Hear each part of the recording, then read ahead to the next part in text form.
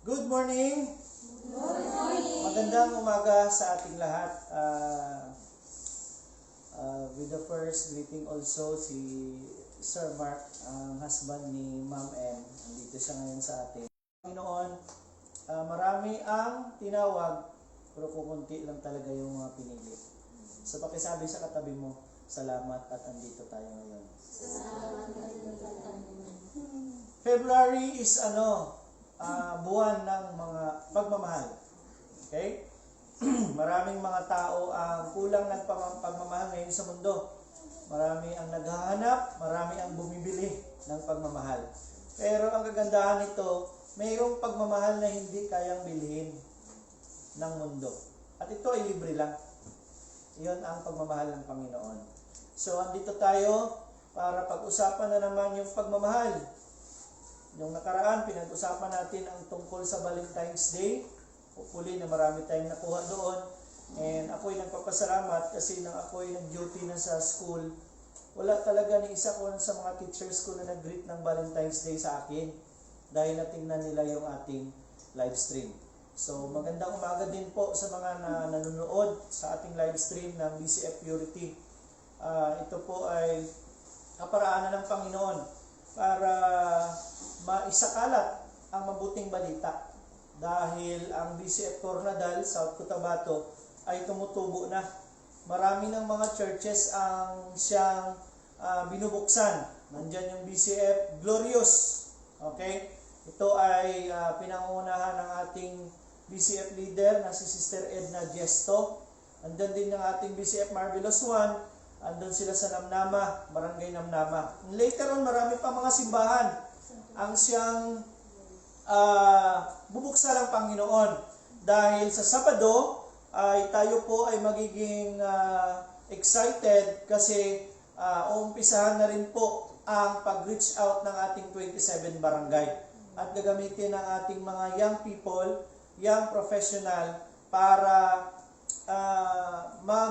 manguna sa activity na ito. And sa pamamagitan nito, matitipon natin yung mga tao.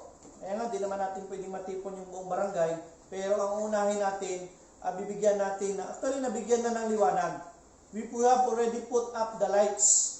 Kasi nga, tapos nating nilibot yung 27 barangay. This time, we will iikot muli tayo, pero kasama na natin yung ating mga young people. Kasi yung young people natin in these last days, sila yung gagamitin ng Panginoon. Andiyan sa kanila yung talent. Andiyan sa kanila sila yung focus ng last days na ito. Pero, kailangan nila ng gabay. Kailangan nila ang mga taong mas matanda na sa kanilang pananampalataya. Okay? So, love of God. Ngayon, ating tutunghayan ang mensahe para sa ating lahat. Ang sabi ng Panginoon, mahalin mo ako, huwag mong mahalin ang salapi. Okay? Love God, or binibigyan pa ng halaga ng Panginoon na ang pagmamahal sa salapi ay siyang ugat ng mga lahat ng kasalanan. Okay? Hindi naman lahat ng maraming kasalanan pala. Correction. Now, kanina umaga, abang nagsishare si Pastora sa Breakfast Fellowship, ako yung nakasmile kasi kailangan mo kasi ng mga taong mapakinggan din. Yung mga taong totoo. Totoo in the sense na nakahawak talaga ng malaking halagang pera. Na makapagsabi, magiging witness na yung pera ay talagang hindi mahalaga. Hindi naman yung sabing hindi mahalaga. Hindi talaga bibigyan ng kahalagahan sa buhay ng isang mananampalataya. Dahil ang totoong sabi ng Panginoon, pagkasama mo ako, kasama na rin ang provision sa lahat ng mga pangangailangan. Kaya ang sabi ng Panginoon, ako ang unahin mo. Anong sabi ng salita, di ba? Seek ye first the kingdom of God and His righteousness, and all these things shall be added unto you. Idadagdag niya yung lahat. Ano ba ang lahat? Ano ba kailangan mo? Yun ang lahat. Kailangan mo ng kagalingan sa iyong sakit? Andun yung lahat. Kailangan mo ng solusyon sa iyong problema? Andun yung lahat. Kailangan yung proteksyon. Kaya nga, ina-acknowledge ko rin, ginreet ko rin, I don't know kung nakikinig si Albert. Habang papapunta ako dito, nag nag-message kaming dalawa. Sabi ko, tingnan mo rin yung live stream para yung espiritu mo ma-lift up. Kasi mahirap yung buhay ng isang sundalo. No? Minsan lang umuwi. Tapos makauwi din, bilang din yung araw ng uwi. No? Di ba, Sir Mark? Yung buhay ng isang sundalo kasi, naiiba sa natural na buhay natin ng tao dito sa, gaya kami, andyan kami sa Department of Education. Pero kahit ganun pa man, hindi naiiba yung purpose ng Diyos. Di ba? Habang nakikinig ako kay Sir Mark noong Wednesday, andyan yung kanyang desire. Andyan yung desire niya na magamit yung buhay niya. Hindi lang sa ilang tao, higit sa lahat sa kung saan siya nilagay ng Panginoon. Andyan tayo sa sundalo, so ang ating gawin natin yung buhay natin bilang misyon para masaturate din yung mga kasamahan natin. Amen? So kung saan man tayo nilagay ng Panginoon, iserve natin yung purpose ng buhay natin para ang kanyang pangalan ay mag-glorify. Palakpakan natin ang Panginoon. So ngayong umaga, pag-usapan natin yung pera. Kasi ito yung minsan dahilan bakit maraming nag-aaway, mayroong namamatay, mayroong nalulungkot, mayroong nagsusuicide. Diba? So sabi ng Panginoon sa kanyang salita, sa 1 Timothy 6:10, sapagkat ang pag-ibig sa salapi, okay? Pag-ibig sa salapi ang siyang ugat ng lahat ng kasamaan. Ang sobrang paghahangad ng salapi ang nagtulak sa iba na tumalikod sa pananampalataya at nagdulot ng maraming paghihinagpis sa buhay nila. Noon pa man ang Diyos ay ginawa ang tao. Okay? Ginawa ng Diyos ang tao, kalakip doon ang sinasabi nating pamamahala or sa English is management. Pag na-mismanage mo yung buhay mo, pag na-mismanage mo yung salapi, pag na-mismanage mo yung lahat dito sa mundo, ay talagang magiging magulo. Amen? I will tell you, this is not a testimony yet, a decision. Kasi meron kaming bagong sasakyan, meron kaming sasakyan na yung malaki. At alam niyo po, ako din ay baon sa utang. Ang tinatanggap kong sahod ay kunti-kunti talaga. Kasi we have been dumaan din kami sa malaking bagyo ng buhay, na kung saan dalawa sa mahal namin sa buhay na ospital sa isang taon talaga, and then the same year din namatay. So, ICU, maraming pera din ang nagastos. So, nabaon kami sa utang, hindi lamang yun, marami pa din kami mga maling desisyon. Kaya, naisangla namin yung aming ATM. Okay? Minsan kasi, hindi talaga minsan, kadalasan sa mga teachers ngayon, wala sa kanila yung kanilang ATM. Siguro, masasabi kong 10 to 20% na lang ng mga teachers ang nandyan pa sa kanila yung kanilang ATM. Or if ever nandyan man sa kanila, konti na lang yung sweldo na na-receive nila dahil sa utang. Amen? Ngayon, dinesisyonan po namin na ibenta yung isang sasakyan with the matter na makuha ko yung ATM ko. Okay? Makuha ko yung ATM ko kasi matagal-tagal na rin kami hindi nakita ng ATM ko for almost 6 years na siguro. No? Siguro pagdating ng 7 years, tatanungin ako ng ATM ko, sino ka ba? Kasi sa katagalan na niya hindi nakita. So we decided, this is our first decision in this 2022 dahil naniniwala kami na ang 2022 na ito, mayroong gagawin ng Panginoon. Okay? Now, first and foremost, gusto ko lang i-exhort yung tithes and offering natin. Okay? Ano ba yung tithes? Yung tithes ay ikapo.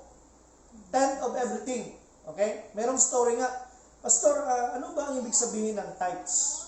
Yung tithes kasi is yung ikapo, tenth of everything. For example, Pastor, meron akong 100. Magkano ang ibibigay ko? Sabi naman ng pastor, magbigay ka lang ng 10 pesos. Okay? Kung meron akong 1,000, pastor, magkano ang ibibigay ko? Magkano ang i-offer ko sa Panginoon? Sabi niya, mag-offer ka ng 100. Okay? Kung meron akong 10,000, pastor, magkano naman yung i-offer ko? Mag-offer ka ng 1,000.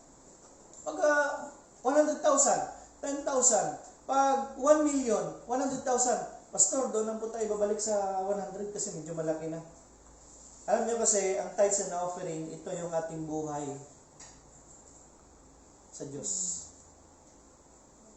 Kasi ang tithes and offering is our obedience. Hindi tayo nagbibigay sa Panginoon. Tayo ay sumusunod sa Kanyang salita. At ang sabi niya sa Kanyang salita, pag ako ang iyong sinunod, di ba? Ibibigay ko ang mga kailangan mo. Okay? Ganito po yun. Ang salvation ay walang bayad. Free. Kahit sino pwedeng masave. Pero kung gusto mong i-bless ka ng Panginoon, kailangan mo gawin ang sinasabi niya Kanyang salita. And tithes and offering is your life. Bakit sinasabing buhay? Kasi andun yung sinasama mo yung buhay mo dun. Alam niyo ba? I would like to share to you a testimony din. Kasi ang buhay ko ay naging magulo dahil sa kasalanan din. Diba? Recently, nag-testimony na ako about sa namatay kong girlfriend. Sama kasi ng motor kami, nag-disgrasya kami. Sa kamay ko mismo namatay. That's the worst scenario of my life. Consider ko rin na parang malaking hindi malilimutang pangyayari sa buhay ko. So ang ginawa ko, parang siyempre, alam niyo naman yung nature natin, pag tayo ay binata pa, andyan yung inom, andyan yung babae, andyan yung lahat, kagustuhan mo sa buhay. So I mismanaged my life. I mismanaged my resources. It resulted into, ganun nga, na-encounter ko ang Panginoon sa pangyayari na yun. So, ganun din ang time na binigyan ako ng Panginoon ng pagkakataon na makilala siya. Yun ang turning point ko, in other words. So, hanggang andyan ako sa Panginoon, nakikinig lang ako sa salita abang nagsiservice, marami akong narinig na mga salita. Hanggang sa dumating sa point na na-encourage ako ng testimony ng isa sa mga kasamahan namin. Sabi niya, yung buhay ko naging worse din. Ang case niya naman yon, ipapatay na siya. Ang misis niya kasi magulo na yung buhay nila. Nag-hire na si misis niya ng gunman na ipapatay siya. So, ang ginawa niya, isinangla niya rin, ibininta na yung sasakyan niya. Tapos, binigay niya yung 75 to 80% ng pera. Nilagyan niya ng prayer request. Ano ba nangyari? Lahat ng prayer request na-receive niya. Sinagot ng Panginoon. So, habang nakikinig ako siya nagsasalita, nabigyan ako ng pagkataon, subukan ko nga, Lord. Kasi, ako, parang na ako kumbaga parang tamang hinala na ako. Alam mo ba yung tamang hinala? Kasi, meron kang threat na ganyan, kasi buhay yung inutang mo, buhay din yung kukunin sa'yo. Parang ganun ba? So, nag-asa ko ng help kay Pastora, and then later on, ganun ang nangyari. Nagtanim din ako. Kasi, gusto kong ma-experiensyahan, gusto kong maramdaman kung totoo ang Panginoon sa Kanyang salita o hindi. And indeed, nangyari. Kasi, settlement ng family, ng ex-girlfriend ko at ako, forgiveness, safety mo, protection mo, kasi nag-ano ka. Alam mo ba yung isang tao mo lang, please, mahirap makatulog.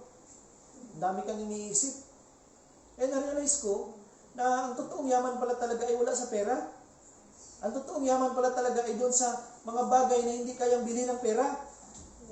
Peace, hindi yan mabili ng pera. Maraming taong hindi nakakatulog dahil sa problema. Pero blessed ka. Pag ikaw ay lumalaway pa at anong tawag yan? Yung galing muragok sa Tagalog? Umihilik. Pag ikaw ay nakatulog. Diba? Nakakaingit yung mga taong ganon. Pero sabi nga ng Panginoon, sa akin ka lang. Kung gusto mong maranasan ang mga bagay na yan. So, praise God na today, nabigyan tayo ng pagkakataon na pag-usapan itong salapi or pera.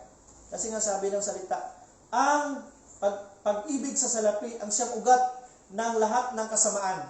Pag ganyan kasi yung salapi, pwede kang pumatay ng tao. Pwede mong linlangin yung kapatid mo. Pwede kang magsinungaling. Pwede kang magsinungaling sa misis mo, sa kapitbahay mo. Gusto mo lang ng pera. Okay? Kumbaga pa, isakripisyo mo lang lahat para makuha mo lang yung pera na gusto mo. Ganun po ang epekto ng pagmamahal sa salapi. Kaya, ang salapi ay kailangan nating lahat. Sino dito yung kailangan ng salapi? Minsan kasi ang salapi ay solusyon din. Pag ikaw ay pagod, pumunta ka ng Jollibee, malamig doon. bili ka ng burger. And then, kakain ka, ibig sabihin, ano mo yung sarili mo. Somehow, nare-relieve yung mga pagod mo. Right? Pero pag wala kang pera, talagang delikado yung buhay. Especially nakikita mo yung kapitbahay mo, maraming bago. Tapos ikaw, maraming luma. Kaya nga, huwag tayong mainggit. Sabi ni Pastora, kanina, insert ko lang. Huwag tayong mainggit sa mga taong ganun. Marami silang pera. Ang tanong ngayon, saan ba yung kaluluwa nila? Ang sabi ng salita, kahit andyan man sa'yo, ang lahat ng bagay dito sa mundo, pero yung pangalan mo hindi nakasulat sa aklat ng mga buhay. Kaya kailangan nating malaman, kailangan ba nating ibigin ang pera? Ang salapi? O ibigin natin ang Diyos? Kasi sinasabi, ugat ng lahat ng kasamaan. Okay? Ugat ng lahat ng kasamaan. Now, walang problema sa pera. It's good. Pero yung pagnanasa natin sa pera, alam niyo kasi pag nagnanasa ka, ikaw ay nagiging maramot. Ano ba ang greediness sa Tagalog? Nagiging gahaman. Okay? Nagiging, sinsya na kayo kasi medyo, andyan tayo sa level of adjustment kaya. From English to Tagalog and then Ilonggo later. Di ba? Gahaman. Alam nyo kasi yung taong gahaman, ayaw magbigay. Hallelujah. Kaya it takes time din na decide kami na ipagamit yung bahay namin para sa Panginoon. And we decided, at sabi nga, in the fullness of time, sabi nga ng Panginoon, we are having in one mind na mag-decide talaga na ipagamit itong pamamahay. Kasi matagal na rin kami sinabi ni Pastora na kailangan meron ng simbahan. House church. Dami palang positive na naibunga itong pandemic. Diba? Kasi, ang development ng pamamahay na ito nangyari ng pandemic. Alam ba yung tao? Imbis na pandemic, andun pa yung pagpapaganda ng bahay. Andun yung development. Sabihin natin walang pera. Diba? So we decided na ito, umpisahan. Then later on, we are looking forward sa labas. Kasi we are planning to lagyan ng roof yung doon na extension. Kasi I believe that we are going to grow. Not only in faith, but even in numbers. We are recalling our BCF team, Purity. White team, formerly. Kasi I am looking of the strength of the body. Nakita ko marami din pala yung team and madali lang. Alam nyo kasi yung taong natutulog, madali lang gisingin yan. Amen? Pero yung taong nagkukunwaring tulog, mahirap gisingin yan. Di ba? So, let's talk about money. Loving money makes us do wrong. Magawa tayo ng di maganda dahil sa pera. Minsan, kino-compromise natin yung katotohanan, kahit alam natin, hindi natin sinasabi, kasi nga, kailangan natin ng pera. Diba? Ang sharing ko nga kanina, yung isang estudyante ko sa ALS, hindi ko lang mention yung pangalan, mahirap yung buhay niya. Kasi, nagbabarbecue siya, pero ngayon nagpapasalamat siya. Alam niyo ba, nagpapasalamat siya, always siya nag-contact sa atin, Sir, salamat talaga sa direksyon mo. Kung anong nangyayari sa'yo, kung yan palagi yung buhay mo, una, magkakasakit ka. Kasi madali yung pera sa prostitusyon. Isang gabi lang, 2-5. Oh, gano'n. So ngayon, ang ginagawa niya, kasi yung trabaho niya, mag-barbecue, mahirap yun. 180 yung sahod mo. Alas 5 ng hapon hanggang alas 11 ng gabi. Tapos, kinaumagahan, wala na naman siyang trabaho. Magbibisita pa siya sa husband niya, andyan sa gym. Dadala siya ng pera, pagkain doon. Mag-ano pa siya. Ito mo yung buhay na gano'n, mahirap yun. Amen? Kung sabi nga ng Panginoon, punta ka sa akin. Dahil i-display ko sa mundo. Kung yung kahirapan mo, gagawin natin yung mensahe sa mundo. Na pag andyan ka sa Panginoon, gagalaw ako. Ibibigay ko sa iyo ang kailangan mo. And indeed nga, nakapag-abroad siya, na habang nandyan na siya sa abroad, nakakontak pa rin sa akin. You see, relationship matters most. It's not all about our job. Hindi kailangan, sabi ko sa kanila habang nagtuturo ako, hindi ko gusto na makilala niyo ako bilang isang teacher niyo. Gusto ko makilala niyo ako bilang instrumento ng Panginoon para magbago kayo. Kasi no matter how you enroll in this alternative learning system, kasi sa ALS kasi andyan yung mga kompleto ricados, rapist, pusher, killer, andyan yan lahat.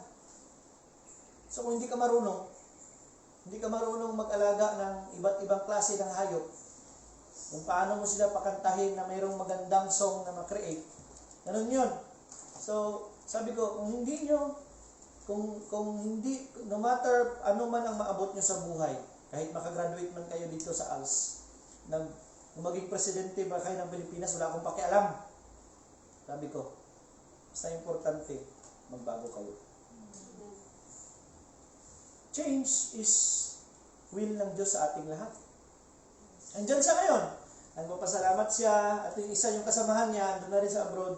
Kahit si Mrs. nga, na-enjoy din ng na-enjoy niya rin yung mga blessing na natanggap ko.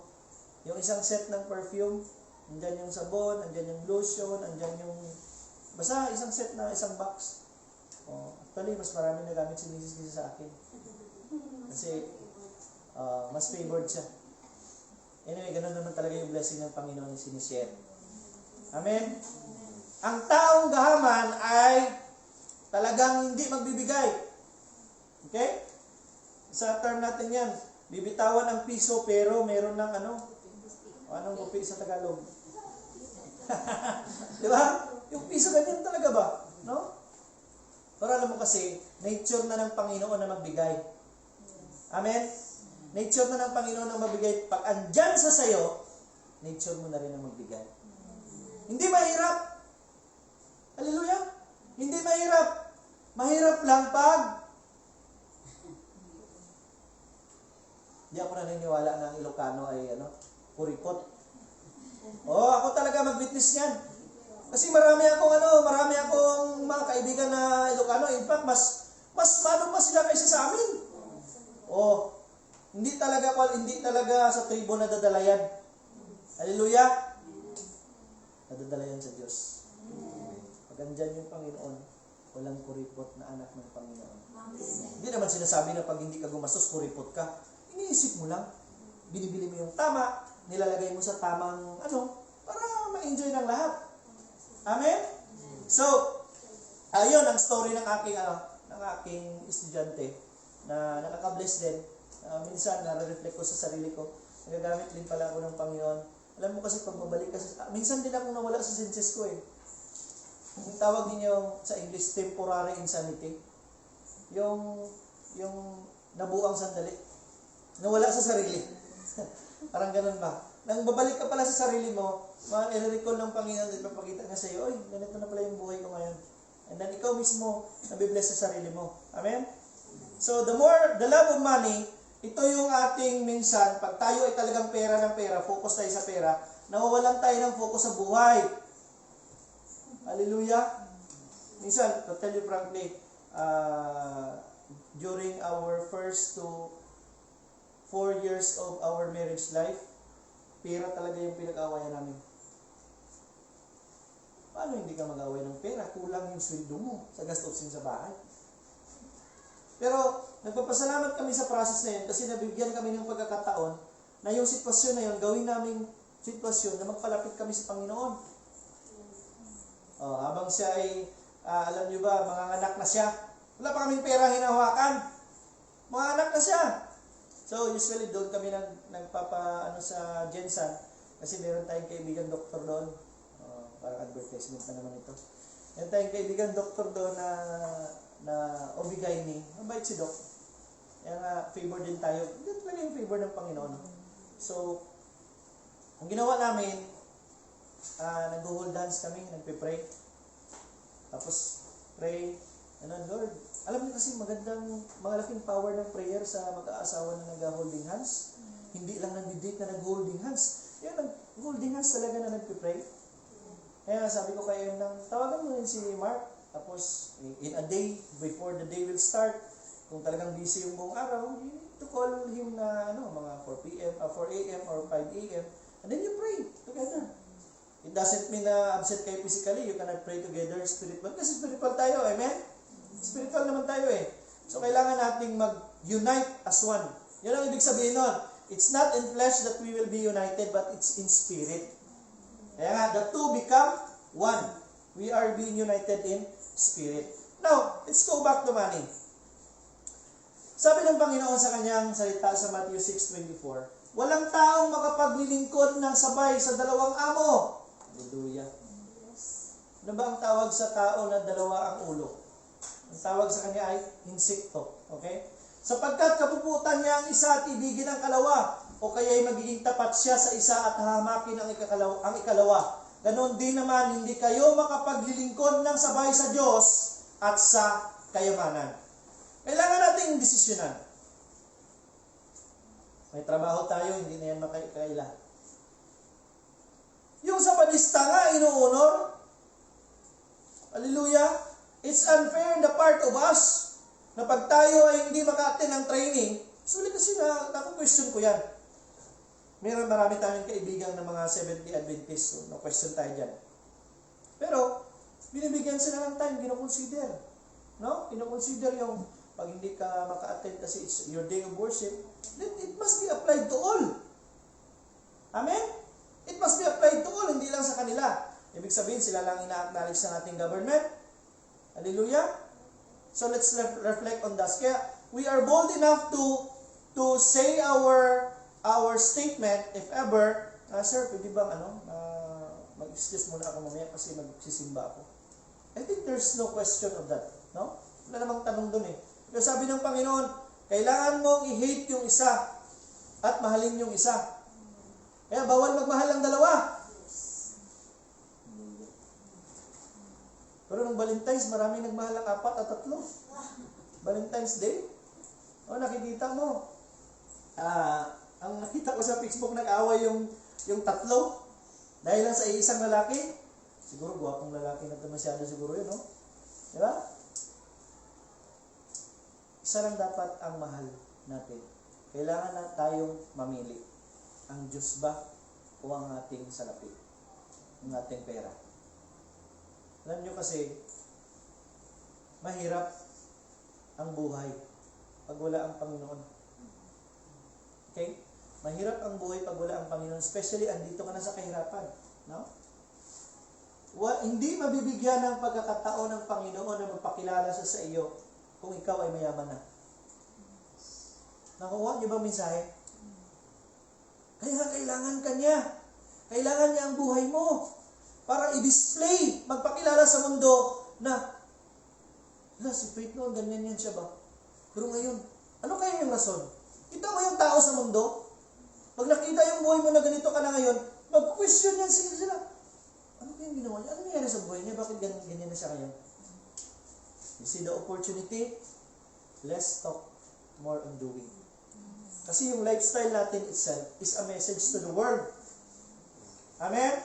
Yung lifestyle natin, yung sarili natin mismo. Marami na kasi, huwag tayong sa mundo, makisabay sa mundo. Alam niyo ba yung prinsipyo ng mundo? Paniwalaan mo ang sinasabi ko. Huwag mo lang paniwalaan. Huwag mo lang sundin yung ginagawa ko. Kaya sa Diyos ganito eh. Gawin mo ang sinabi ko at magiging mensahe ito sa mundo. Hallelujah? So ganun din naman, hindi kayo makapaglilingkod ng sabay. Kaya nga, this Sunday is a day given by God. Given by God to us and a time that we will give Him for the whole week. Sunday is the first day of the week. Right? I am always a witness of this because hindi mo talaga ma-find na mahirap yung buong linggo. Pag binigay mo lang yung time mo sa Panginoon, one day. Ano ba ibig sabihin ng one day?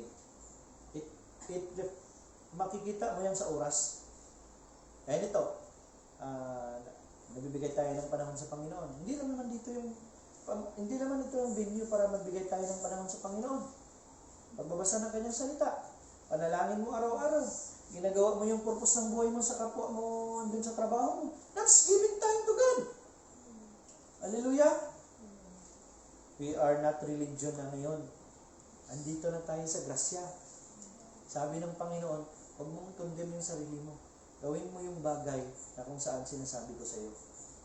Alam niyo ba, pagkilala ko sa panalangin noon, pikit talaga yung mata mo. Bawal manalangin na nagmamaniho ka. Ngayon, naging born again ako. Ibig sabihin, lumabas ako sa religion. Pwede pa lang manalangin kahit ikaw ay andyan sa CR. Kahit andyan ka sa duty mo. Ngayon, mas pabor pa sa atin kasi naka-face mask na tayo. Yung mundo nga, hindi na magkakilala ngayon eh. Ay, siya pala yun? Kasi yung, alam niyo ba, nag-smile ngayon? Mata na lang, hindi na bunganga. Baka bigyan naman nila ng pagkataon yung tinga naman na smile, napapipicture, di ba? May face mask. Praise God that we are in the presence of God.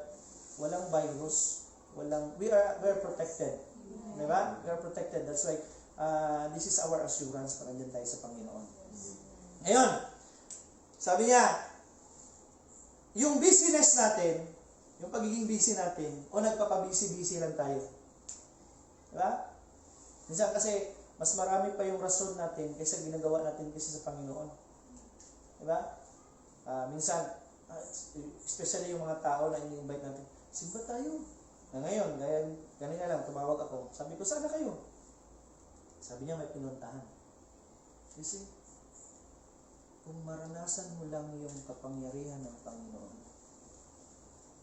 kung makita mo lang kung paano siya gumalaw sa buhay ng isang tao.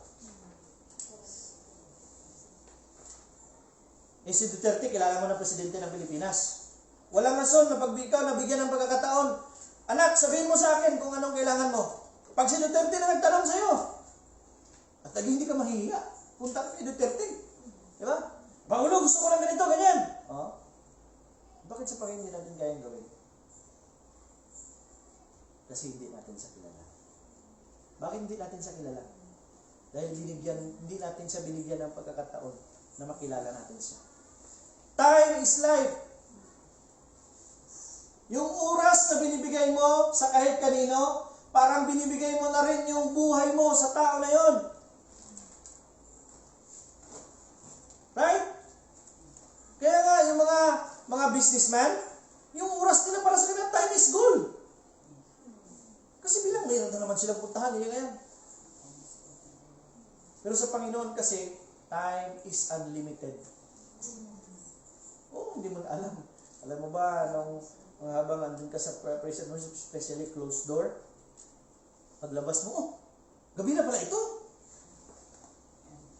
You are not aware of time because time sa Panginoon ay unlimited. Pero andun ka sa mundo, yung time mo is limited lang. Dito tayo, meron tayong mga uniform men. Di ba, pag nagtitraining kayo, dapat within how many counts tapos na yung kain mo. Diba? Binibilangan ka. Ano yung mundo eh? Ang mundo kasi is under the law. Hallelujah! Pero ang Diyos, walang time sa Kanya. Nag-aantay always ang Panginoon. Hallelujah! So nag-aantay, business. Huwag na tayo maging busy. Hindi naman tayo businessman. Sabi ko nga kanina, ang business ay usually, makukonect mo siya sa isang taong businessman. Busy. Maraming ginagawa. Businessman, ibig sabihin, mayroong business. Ano bang business mo? Ano bang business natin? Kaya nga, huwag tayo maging busy. Diba? Sabi ko kanina, being under Satan's yoke. Being you under Satan's yoke. Ano ba yung yoke? Hindi niyo alam yung yoke? Yung nilalagay sa kalabaw dito, sa kanyang, ganyan, hinihila yung kanyang, yun ang yoke. Di ba? Bukan mong nilagay ng kalabaw dito kung makalakad ka pa, Kaya hindi tayo nakakagalaw. Kasi mayroong pumipigil at gumagapo sa atin. Sabi ng Panginoon sa kanyang salita, 1 John 3:8, Jesus came to destroy the works of the enemy. Ano bang trabaho ng kalaban natin? Ginagapos tayo, binibigyan tayo sa utak natin na wala tayong magawa, pero meron tayong magawa. Yung utak, yung mundo, sinasabi, wala ka ng pag-asa magbago. Sa inom, sigarilyo, ganyan. Ako mismo magsasabi sa'yo, meron. Dahil yung buhay ko, witness. Hindi yung sinasabi ko. Alam niyo ba yung batch ko sa elementary, testimony ko noon, sa kanya high school ako nag-umpisa. Nag-start lang ako lang siya buo nung first year college. Pero doon mismo sa amin, sa area, kung saan ako lumaki, hindi ako bumibili ng sabu doon. Kasi ayaw ko magpakilala na ako'y gumagamit. Pero yung marijuana na yan, si kanya high school yun, hanggang mag-college na yan, marijuana yan. Nandyan na yan. Maraming marijuana dito sa Coronadal. Okay? So hindi natin i-magnify yung mga ganon. Ang gusto ko lang malaman, ipaalam na pwedeng magbago. Amen? Pwedeng magbago. Hindi ako naniniwala na hindi kayang iwanan ng bisyo. Sadyang sinadya mo na ikaw ay hawakan ng bisyo mo. Meron pa akong, yung pinsan ko. Iwanan mo na yung sigarilyo mo. Alam nyo kasi, siguro, hindi, mabigyan din siya ng pagkakataon na matingnan itong video. Kasi sabi ko, sa lahat ng mga doon, mga tao na kasamahan niya, kahit yung mga barkada niya, hindi talaga nakapasyabo sa iya sa kanya. Ako, mas younger ako sa kanya mas younger ako ng mga 14 to 16 years. Ako yung taong nagpasyabo sa kanya. Kaya ang tawag niya sa akin, Choy. Kaya mataas yung tingin niya sa akin kasi of all those people, mga barkada niya, hindi talaga siya nag-decide, pero ako ang nagpaano sa kanya. At alam ko, ako din ang gagamitin ng Panginoon para magbago siya. May mission tayo sa buhay. Amen? So, ang love of money pa, pagmamahal sa salapi, ay nagkukos ito ng division. Diba? Ito lang yung area mo, dito ka. Siyempre marami kayong magkakapatid. Diba? Kaya hanggang dito, di ba? Stricto ka masyado kung saan yung boundary, ganyan. Ngayon, hindi masyadong nasunod yung pinag-usapan, nag-aaway-aaway kayo. Instead na mag-unite kayo bilang isang pamilya, nag-aaway-aaway kayo. Anong dahilan? Lupa. Ano bang meron sa lupa? Pera.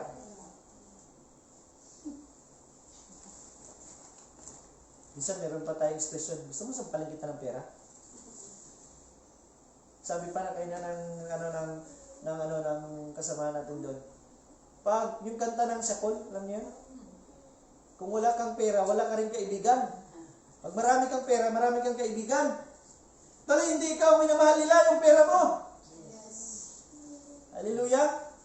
So ngayon, nabubuksan yung ating mata na ano ba talaga yung sinasabi ng Panginoon sa pera?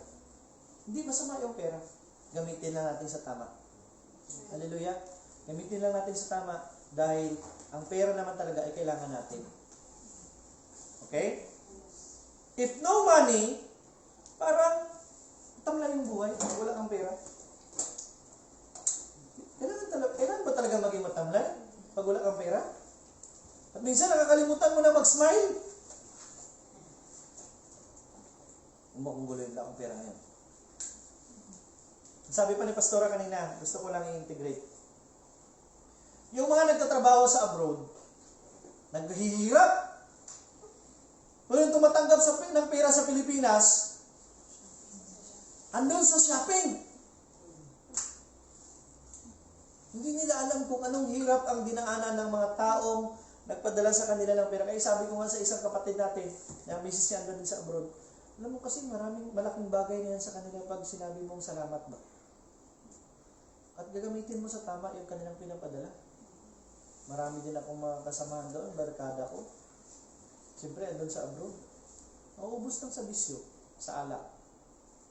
Kahit yung pambayad ng tuition, hindi nakapagtapos ng college kasi ginagamit na sa maling paggamit, maling paggastos, nagre-resulta ng kasamaan. Amen? Hallelujah. So, huwag tayo doon sa pera.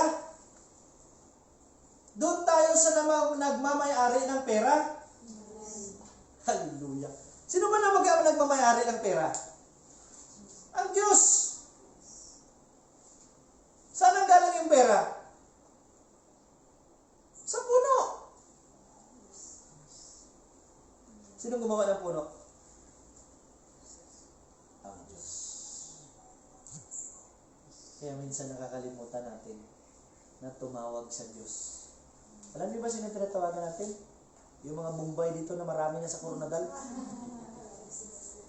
Tataka ako, dumadami sila dito ngayon ba? Ibig sabihin, dumadami na yung mangungutang dito sa Coronadal. Hallelujah. Nakakalimutan na ang Diyos. Alam mo kasi, pag ikaw ay gusto mo ang Diyos ang gumalaw, anong kailangan mo? Kailangan mong magtiwala.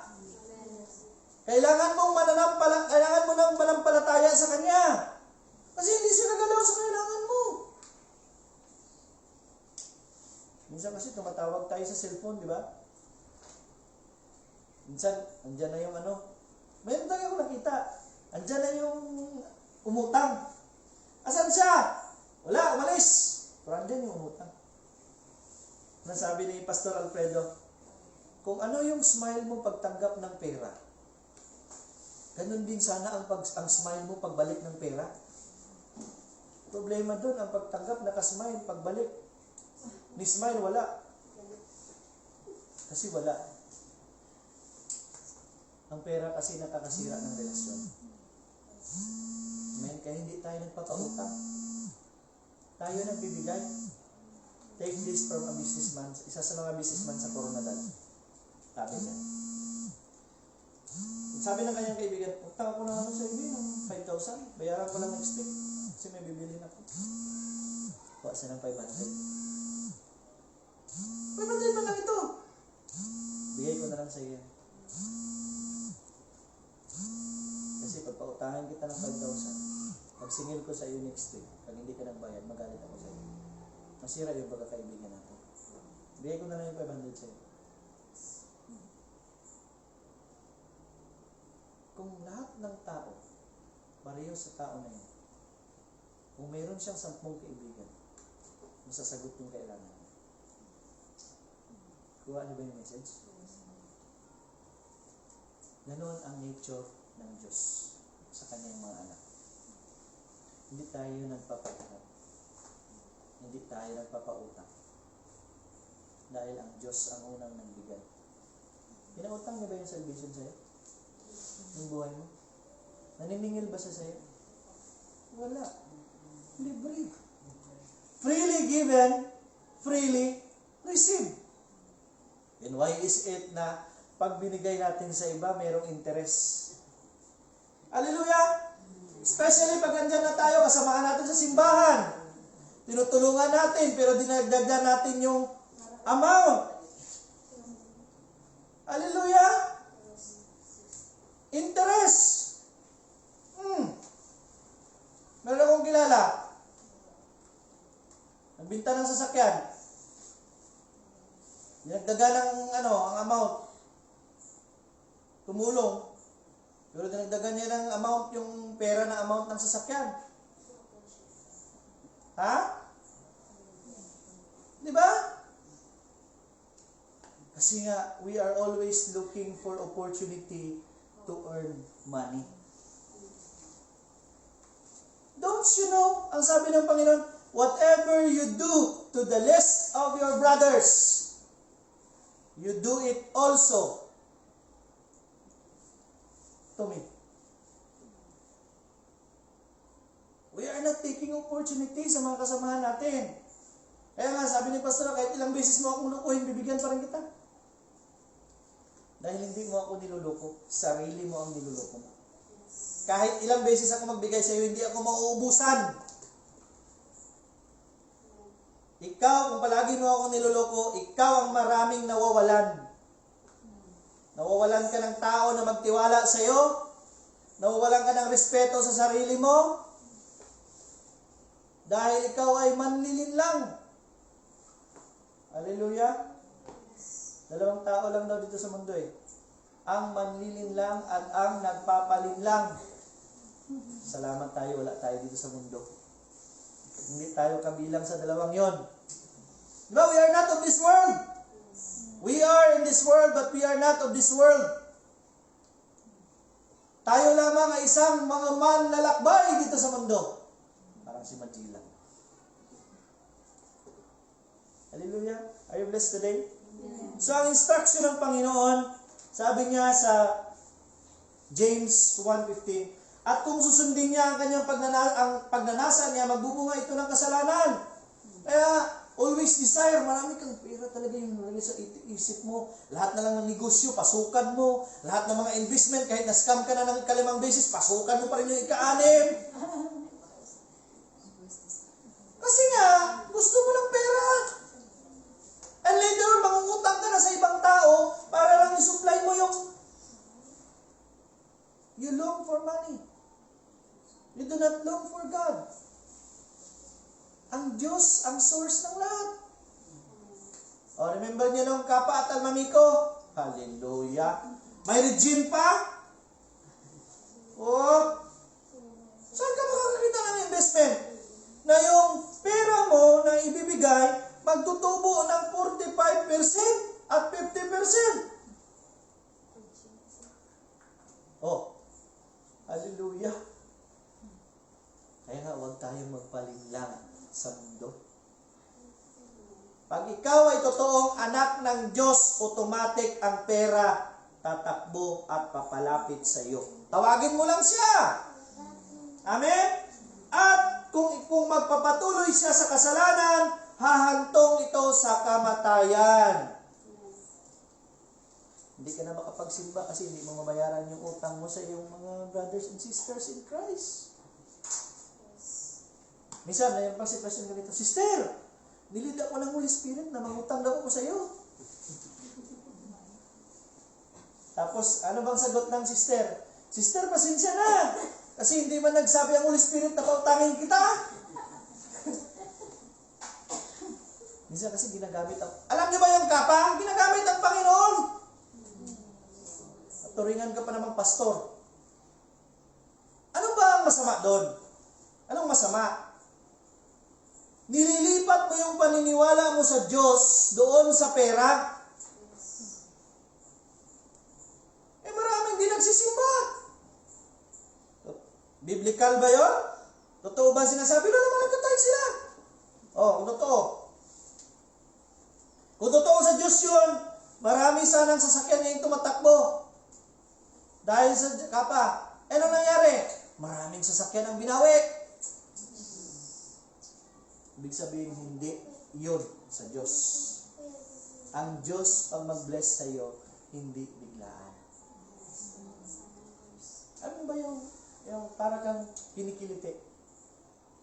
Ano yung Panginoon? Hallelujah? Ang importante lang, andyan yung excitement sa puso mo. Kasi pag andyan yung excitement, ibig sabihin, you are operating in faith. Excited ka. Wala na akong utang ngayong 2022, Lord. Doon ka nakatingin sa Kanya. Pero pag nakatingin ka sa payslip mo, hindi ko talaga magbayaran yung utang ko, Lord. And the beauty of this ganito, pag andyan yung prinsipyo ng Panginoon sa Kanyang salita, sabi niya, plant. Put faith in your planting. Put requests. That's why we are always aware. Meron tayong mga envelope. Lagay natin yung prayer request natin dyan. Yung mga answered prayer. Kasi we are praying for that. Huwag nyo hayaan lang na pag nalagay nyo dyan, sabayin nyo yung panalangin. Kasi we are, the more prayer, the more person who prays for your request, the more that the God will move. Ha? Ano sabi ng motto ng mundo? No man is an island. Okay? Eh sabi ng Panginoon, kaya hindi natin, 2 Corinthians 4:18, kaya hindi natin pinapahalagaan ang mga bagay na nakikita sa mundong ito, kundi ang mga bagay na hindi nakikita. Sapagkat ang mga bagay na nakikita ay panandalian lamang. Pero ang mga bagay na hindi nakikita ay walang hanggan. Umabot din ng milyon ang nagastos namin para lang ma-save ang aking mother-in-law. Kasi yung mother-in-law ko ay nag-i-exercise ng witchcraft, sorcery. Diyan mismo, dito mismo sa bahay na ito. Yung alam niyo yung ano sa Tagalog yung punsod? Ha? Oo. Yung lupa nga na ano, parang sinasabi natin na na tinitirahan ng mga duwinde. Ganon. Diyan mismo. Dito.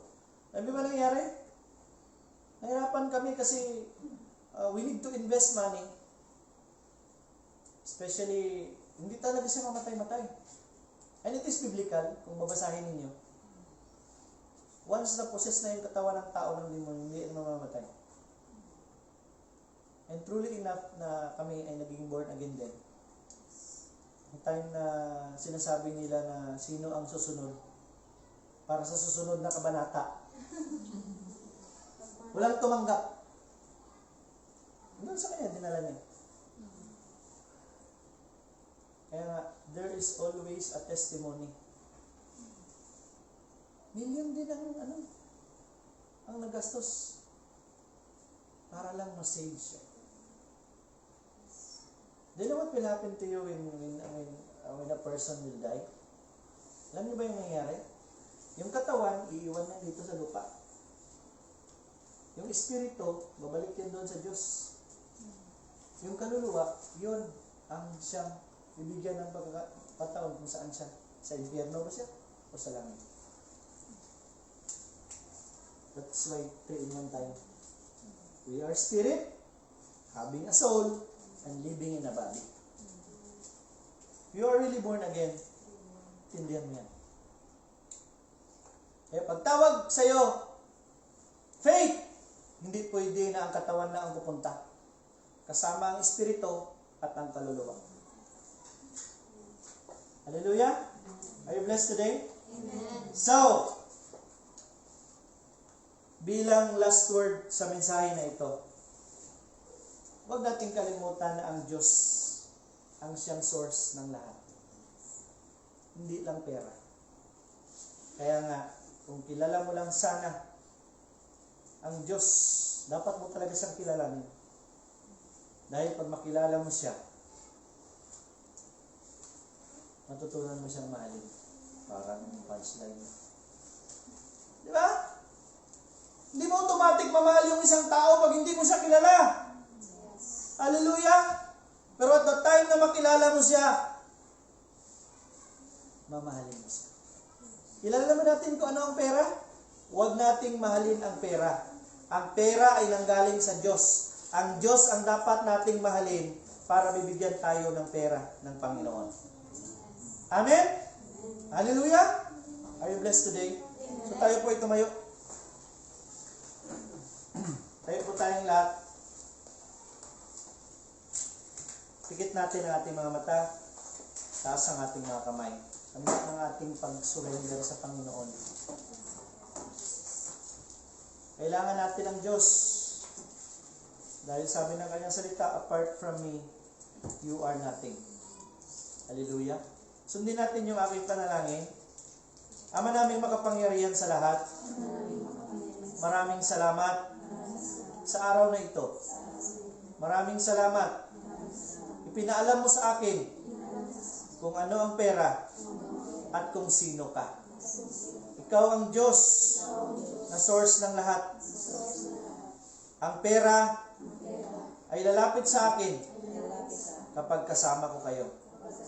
Ngayong araw, dinideklara ko dito sa lupa hanggang sa langit na si Jesus ang aking Diyos, ang aking tagapagligtas. Ang aking buhay ay nasa sayo na. Aking pangalan ay nalista mo na sa aklat ng mga buhay.